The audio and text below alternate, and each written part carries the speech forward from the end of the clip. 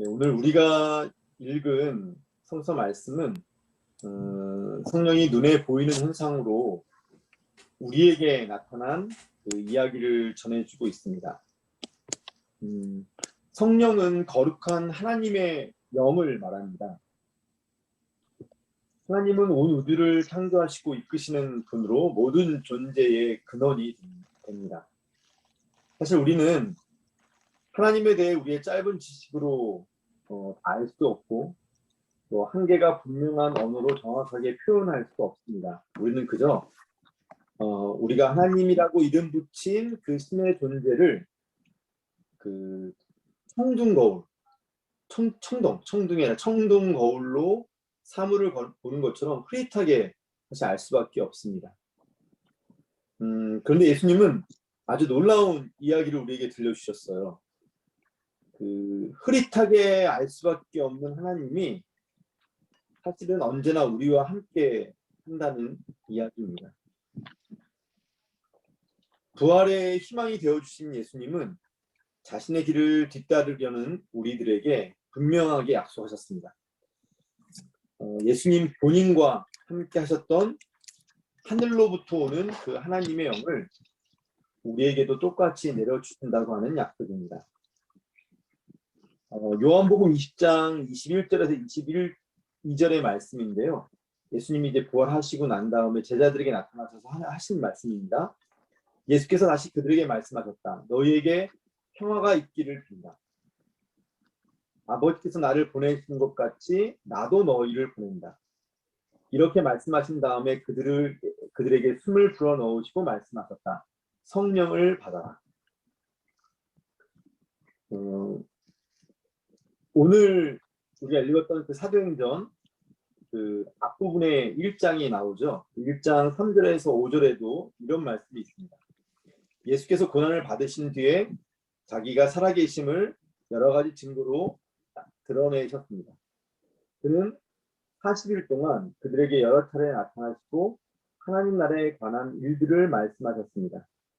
예수께서 사도들과 함께 다투실 때 그들에게 이렇게 분부하셨습니다. 너희는 예루살렘을 떠나지 말고 내게서 들은 아버지의 약속을 기다려라. 요한은 물로 세례를 주었으나 너희는 여러 날이 되지 않아서 성령으로 세례를 받을 것이다.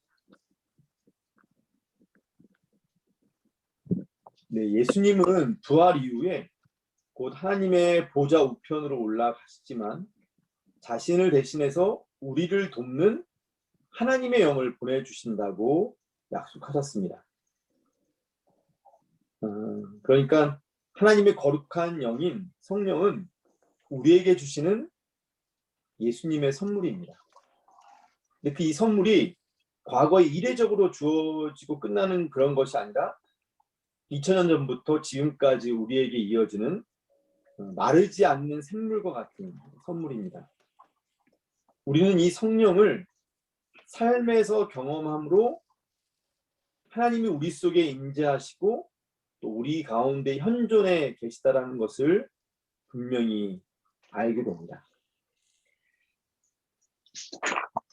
오늘 본문에 성령의 역사가 강하게 일어났던 2000년 전의 어느 날에 대해서 증언하고 있습니다.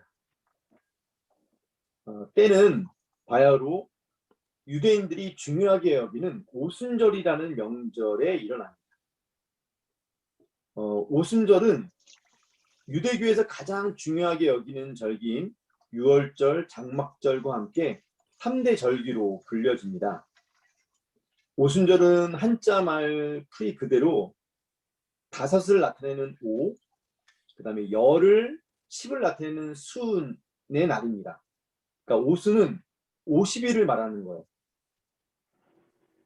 이스라엘을 이집트의 노예 생활에서 해방시켜 주신 날을 기념하는 날이 유월절이잖아요. 그 유월절로부터 정확하게 50일째 되는 날이 오순절입니다. 이 오순절은 농사절기로 따지면 핵곡식, 그러니까 처음 곡식이죠. 핵곡식을 그 추수하기 시작한 때를 말하는 것이고요. 역사의 관점에서 본다면 이집트에서 해방되어 탈출한 이스라엘이 그 50일째 되는 날에 시내산에 도착을 해요. 그리고 그 시내산에서 모세를 통해 율법을 받고 하나님의 백성으로 언약을 맺는 역사적인 사건을 기념하는 날이 오순절입니다. 예수님의 부활을 목격하고 하늘로 올라가시는 그 모습을 지켜본 12제자를 포함한 그 초대 그리스도인들은 자신들의 원래 고향인 갈릴리로 돌아가지 않고 오늘 성서님이 읽어주시는 것처럼 성령을 기다리라는 그 예수님의 명령을 따라서 예루살렘에 머물러 있었습니다. 예루살렘에 모여있던 이들 이 120여 명의 제자들이 바로 그 교회 역사의 시초가 되었습니다. 근데 사실 이들은 이 시기에 스스로 교회라고 부르지는 않았어요. 여전히 유대교 테두리 안에 머물러 있었죠. 하지만 그 유대교의 한계를 뛰어넘는 새로운 신앙 공동체를 그 예루살렘 안에서 잉태하고 있었습니다. 이제 이들이 아까 얘기했던 그 오순절에 예루살렘에 머물러 있습니다. 그리고 이스라엘을 떠나 흩어져 살던 수많은 유대인들, 우리가 이 사람들 디아스포라라고 또 얘기하죠. 그 디아스포라 유대인들도 이 절기를 지키기 위해서 예루살렘으로 몰려들었습니다. 그리고 예수님을 따르던 120여 명의 제자들은 그들이 머물던 집안에서 예수님을 배반하고 죽은 그 가룟 유다를 대신해서 12번째 제자를 새로 뽑지요. 제비 뽑기로 해서 마띠아를 뽑고 그리고 한마음으로 기도에 전념하고 있었습니다. 이때 예수님의 제자들에게 눈에 분명하게 보이는 하나의 현상이 일어납니다. 하늘로부터 세찬 바람 소리가 나고 불길이 솟아오르면서 맹렬하게 타는 그 불꽃의 가닥이 각 사람에 내려앉는 것을 보게 된 것입니다. 그들 가운데 하나님의 영이 내려앉는 놀라운 기적을 함께한 모든 사람들이 공통으로 체험한 것입니다. 예수님이 약속하셨던 그 성령을 드디어 선물로 받는 그런 순간이었습니다. 하나님의 영을 받자 이들은 담대하게 여러 지역에서 예루살렘으로 모여든 그 유대인들 앞에 섰습니다. 그리고 11절의 표현대로 하나님이 하신 큰 일을 각 나라의 언어로 말하기 시작합니다. 여러 지역, 여러 민족에 흩어져 살았던 유대인들에게 그들 각자가 알아들을 수 있는 각 나라의 언어로 말한 것입니다. 성령의 충만함을 입은 사람들이 다른 언어들로 말하게 되는 언어 기적입니다. 근데 가만 생각해 보면요. 예루살렘에 모여든 그 디아스포라 유대인들, 그러니까 흩어져 살다가 모여든 그 유대인들이 서로 다른 언어를 사용한 건 맞는데 이들이 서로 소통이 되지 않았기 때문에 이 언어, 방언이라는 언어 기적이 일어난 것이었을까요? 예루살렘으로 절기 그 순례까지 온 아주 경건한 그 유대인들이 자신들의 고유의 언어인 히브리어를 잊어버렸을까요? 그들이 예루살렘에 모여 살았다라고 하는 표현을 보면 각자 자기가 살고 지냈던 그 지역의 언어만을 알지는 않았을 것 같아요. 히브리어를 분명히 공통으로 할 수 있었고 그래서 이들은 사실 예루살렘 안에서 히브리어로 충분히 소통할 수 있는 사람들이었습니다. 그러니까 이 방언, 그러니까 다른 언어로 이야기하는 이 성령의 역사는 사실 소통이 안 되는 사람들에게 소통을 하게 하기 위한 그런 기적은 아니었던 것 같아요. 성령을 받은 예수의 제자들이 언어 기적을 체험하게 되는 것은 앞으로 그들이 어떠한 삶을 살아야 하는지 그 방향을 알려주는 하나의 상징이었던 것 같아요. 교회는 무엇입니까? 교회는 하나님의 놀라운 일을 체험한 이들이 모여서 그 체험을 누구에게도 차별하지 않고 전하는 증언 공동체입니다. 그럼 다시 한 번 더 질문해 보면 하나님의 놀라운 큰 일은 무엇입니까? 예수 그리스도를 통해 드러난 우리를 향한 하나님의 그 구원 역사를 말합니다. 교회는 하나님이 우리를 얼마나 사랑하고 계신지를 깨닫고 우리가 지금 걷고 있는 이 욕망과 폭력과 죽음의 길에서 돌아서서 사랑과 평화와 생명의 하나님 나라로 들어오라는 그 초청에 응답한 이들의 공동체입니다. 하나님의 선물인 성령은 예수님의 제자들을 통해 이 세상에 하나님의 놀라운 구원 역사를 증언하는 교회가 탄생하도록 이끌어 주었습니다. 성령의 역사를 통해 유대교회의 절기인 오순절에 기독교가 탄생한 것입니다.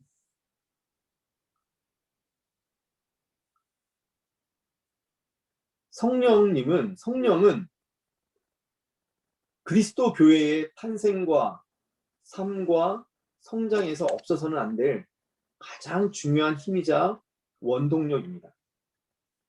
하나님의 거룩한 영이 우리 가운데 함께하지 않는다면 교회는 그 생명을 다한 것입니다. 손잡는 교회가 작년 9월부터 함께 모였어요. 그런데 능선이라는 이름으로 모인 시기를 생각하면 우리 신앙공동체는 벌써 3년째를 함께 걷고 있습니다. 우리 안에 성령의 역사가 이어지고 있는지 돌아보고 물어보아야 할 시기입니다.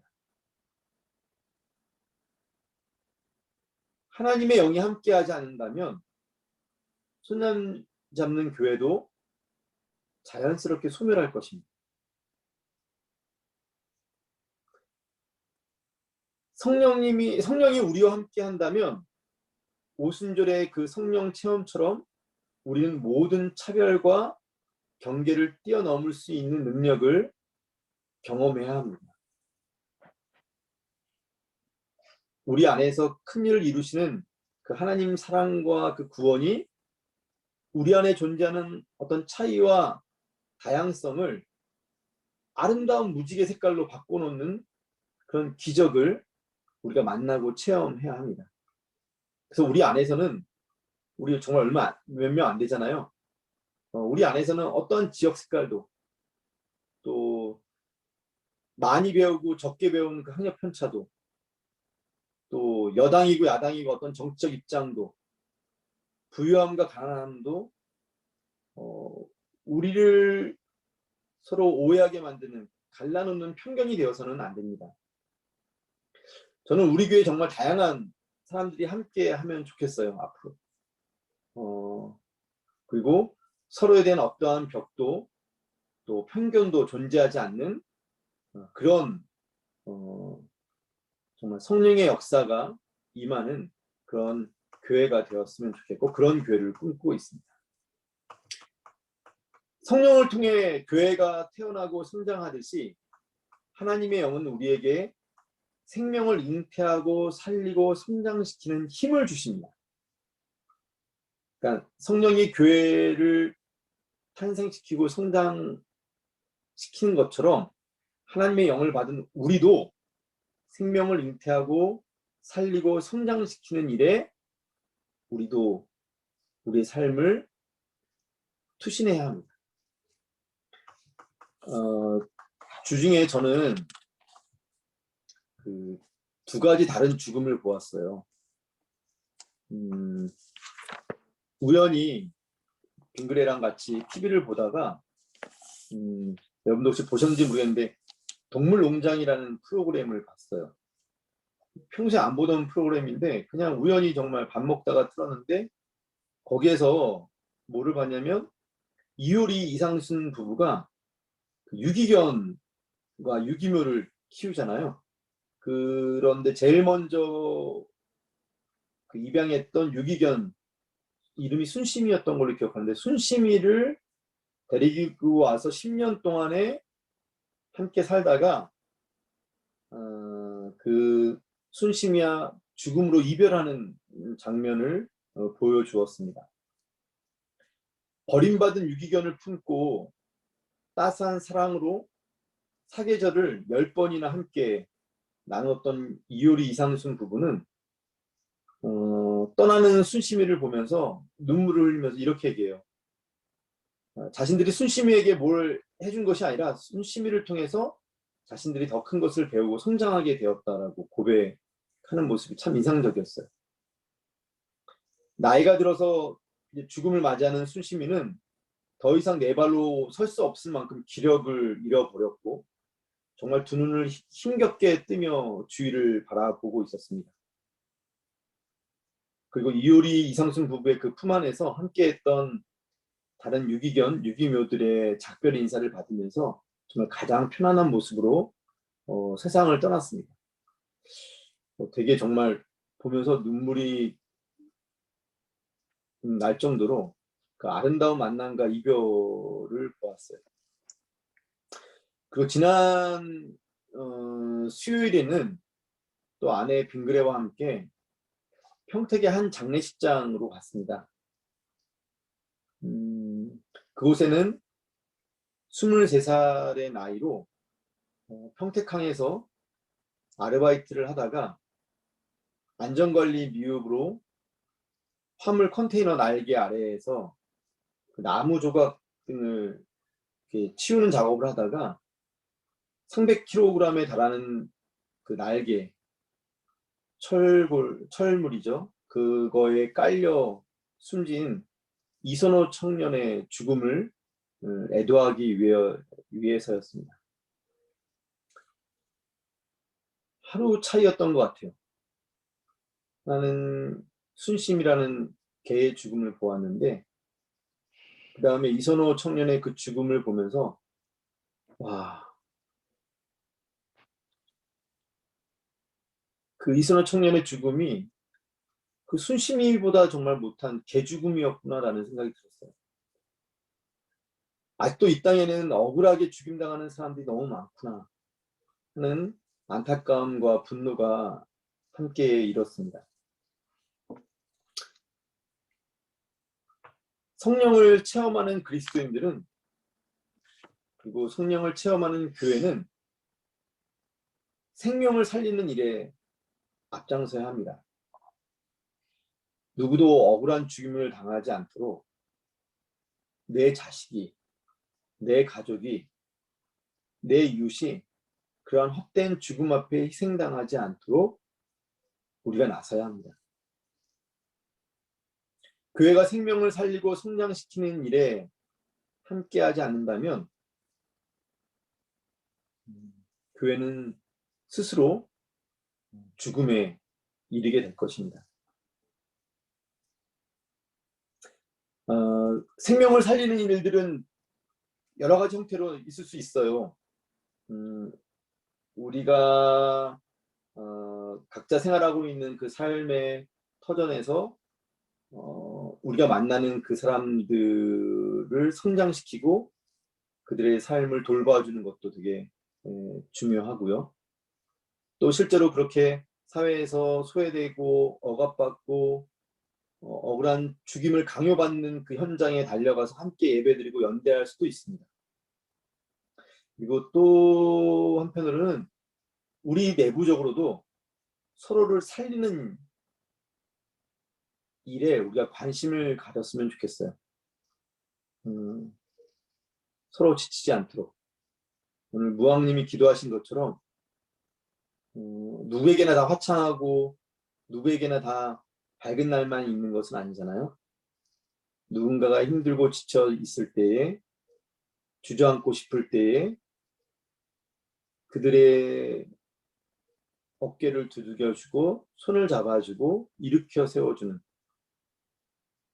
그래서 함께 우리가 더 행복한, 더 밝은, 더 가치 있는 더 생명이 풍성한 그 하나님의 나라로 함께 뚜벅뚜벅 걸어갈 수 있도록 그렇게 해주는 것도 생명을 살리는 일이라고 생각을 합니다.